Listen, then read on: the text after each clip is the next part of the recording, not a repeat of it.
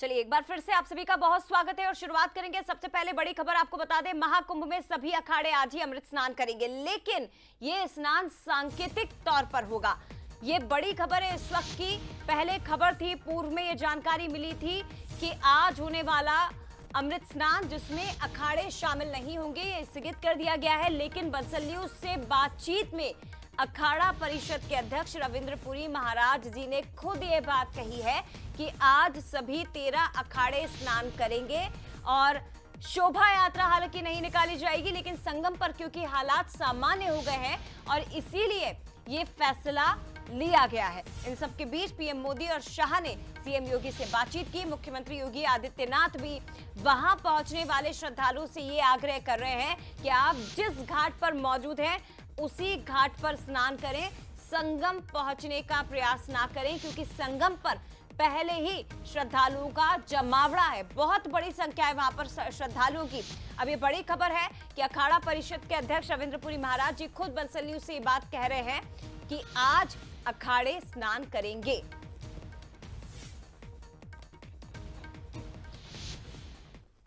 स्थिति बिल्कुल ठीक हो रही है और क्राउड कम होने जा रहा है और हम समझते हैं कि सरकार का पूरा प्रयास है, मेला प्रशासन का पूरा प्रयास है साधु संतों का स्नान हो। हमने सुबह का समय में हमारा स्नान नहीं हो पाया है, अभी लग रहा है कि अभी इस समय हम स्नान आज अवश्य स्नान हम करेंगे, जो भी हमें मेला प्रशासन समय देगा। रविंद्र पुरी महाराज जी, एक और सवाल मेरा रहेगा, क्या महाराज जी पूर्व की भांति ही एक एक करके तमाम अखाड़े संगम घाट पर पहुंचेंगे? क्या उसी दिव्य स्वरूप में अखाड़े वहां से निकलेंगे और संगम घाट पर पहुंचकर स्नान करेंगे, या आज कुछ और परिवर्तन दिखाई देगा?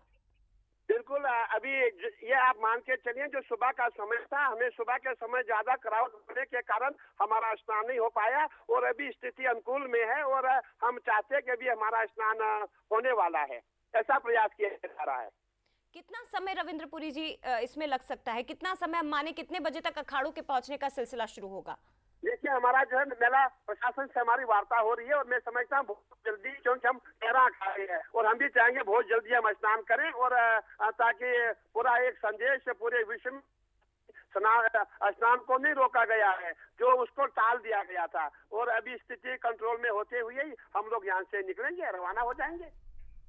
तो देखिए, स्थितियां सामान्य हो चुकी है और मौनी अमावस्या पर सबसे बड़े स्नान पर्व पर जिस तरह से आप देखिए लगातार हम कवरेज दे रहे हैं, कुछ अपडेट्स आपसे साझा करेंगे। करीब रात 1:30 बजे त्रिवेणी संगम पर स्थिति जिस तरह से बिगड़ी थी, उसके बाद रात 2 बजे भगदड़ की खबरें सामने आई और उसके बाद रात 3 बजे तक अखाड़ों ने अपना प्रस्थान रोक दिया था। ब्रह्म मुहूर्त में सभी अखाड़े एक एक कर निकलते हैं, उस प्रक्रिया को रोका गया। सुबह 4 बजे राजसी स्नान रद्द कर दिया गया। अखाड़ों ने यह निर्णय लिया कि आज हम स्नान के लिए नहीं जाएंगे। सुबह 6 बजे प्रशासन ने कहा कि अब स्थिति सामान्य है, स्थिति नियंत्रण में है। सुबह 7 बजे पीएम मोदी ने सीएम योगी आदित्यनाथ से बात की, स्थितियों के बारे में जाना। 7 बजे ही आम लोगों का स्नान आप देखिए जारी था। एक और सुबह 7:30 बजे स्नान जारी रखने का फैसला लिया गया और उसके बाद आप देखिए अखाड़ों का फैसला कि आज ही स्नान होगा, लेकिन मंगल स्नान होगा, यानी शोभा यात्रा नहीं होगी, गाजे बाजे नहीं होंगे, लेकिन स्नान आज होगा। बंसल न्यूज पर रविंद्र पुरी महाराज जी ने क्या कहा वो कुछ ही देर पहले आपने सुना कि आज किस तरह से आगे बढ़ना है और वो कौन सा समय होगा जब एक एक कर अखाड़े जाएंगे, यह भी स्थिति स्पष्ट नहीं है, लेकिन हम सहयोग के साथ आगे बढ़ेंगे, जनता को कोई कष्ट ना पहुंचे, अखाड़ों की ओर से यह फैसला लिया गया है। चलिए, हमारे साथ संवाददाता विवेक पांडे लाइव जुड़ रहे हैं, उनका रुख करेंगे। वो भी लगातार प्रयागराज में तस्वीरें हम तक पहुंचा रहे हैं। विवेक, जिस तरह से बंसल न्यूज लगातार अपडेट दे रहा है, पहले स्थिति बिगड़ी थी, फिर स्थिति नियंत्रित हुई और अब स्थिति सामान्य है, क्या तस्वीरें इस वक्त आपके पास?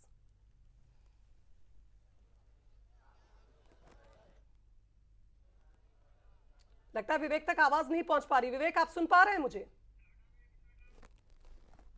चलिए, तो मुझे लगता है जया, जिस तरह से आप देखिए अपील की जा रही है आम जनता से, कहीं ना कहीं लोगों से अब यह भी अपील की जा रही होगी कि आप संगम नोज पर ना पहुंचे, आप जहां पर मौजूद हैं वहां से जो सबसे नजदीक घाट है आप वहां जाकर स्नान कर लें, क्योंकि जो ये तस्वीरें हैं ना, ये तस्वीरें बता रही हैं, आप देखिए कि करोड़ों के जो आंकड़े थे श्रद्धालुओं के पहुंचने के, मुझे लगता है कि इस बार यह आंकड़ा और भी क्रॉस कर जाएगा। 10 करोड़ तो अनुमानित था, लेकिन शाम तक मुझे लगता है कि यह आंकड़ा जो है बढ़ने वाला है। निश्चित तौर पर मकर संक्रांति की भांति आज मौनी अमावस्या पर भी एक रिकॉर्ड टूटने वाला है और ये दिन इतिहास में दर्ज होगा, क्योंकि ये केवल आपको हिंदू धर्म में दिखाई देगा, ये केवल सनातन धर्म में दिखाई देगा। क्या देखा है आपने कभी किसी और धर्म में इतना इस तरह का हुजूम लोगों का? सुनिए जरा।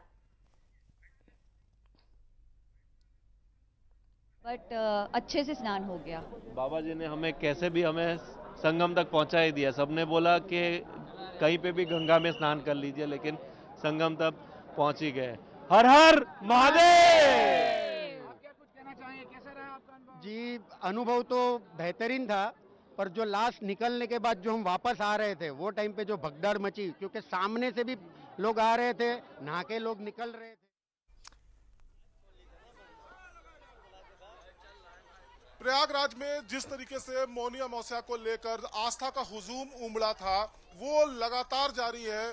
भोर से ही जो लोग थे, जो श्रद्धालु थे, वो प्रयागराज में आस्था की डुबकी लगाने के लिए, त्रिवेणी के दर्शन करने के लिए लगातार पहुंच रहे थे, क्योंकि जो योग संयोग था, 144 वर्षों बाद ये जो योग लगा था, ये जो संयोग लगा था, उसको कोई भी मिस नहीं करना चाहता था और यहाँ पर आकर त्रिवेणी में आस्था की डुबकी लगाने के लिए लालायित था। हमारे पीछे देखिए किस तरीके से लगातार जो लोगों के आने का सिलसिला है वो लगातार जारी है। लोग आ रहे हैं धीरे धीरे, हालांकि जो भीड़ है वो अत्यधिक बढ़ गई है, लेकिन प्रशासन ने चाक चौबंद व्यवस्था करके रखी है, किसी को किसी तरीके की कोई दिक्कत न होने पाए, आवागमन सुरक्षित रहे।